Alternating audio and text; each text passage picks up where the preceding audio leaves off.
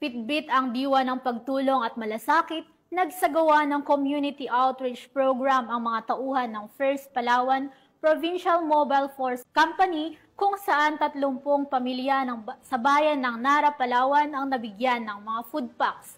Ang report mula kay Patcholuman, Eloisa Beredo. Umabot sa 30 pamilya mula sa Purok Matatag, Barangay Panacan 2 ang nakatanggap ng food packs mula sa isinagawang community outreach program ng First Palawan Provincial Mobile Force Company noong ika-1 ng Hulyo taong kasalukuyan.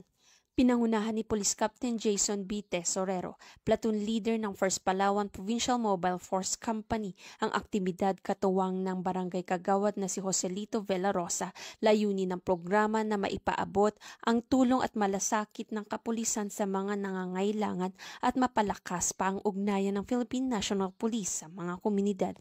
Ayon kay Police Captain Tesorero, ang pamamahagi ng tulong ay bahagi na patuloy na advokasya ng Philippine National Police na maging aktibo katuwang ang mamamayan sa panahon ng pangangailangan.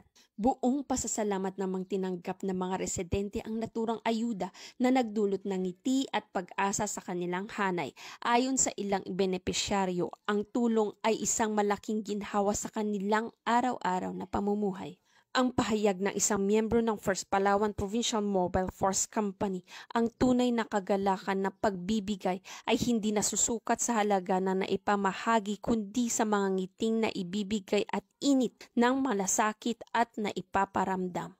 Tiniyak naman ng First Palawan Provincial Mobile Force Company ang kanilang patuloy na pagsusumikap sa pagbibigay ng serbisyo sa komunidad bilang bahagi ng kanilang misyon na mapanatili ang kapayapaan, kaayusan at serbisyong makatao sa lalawigan ng Palawan.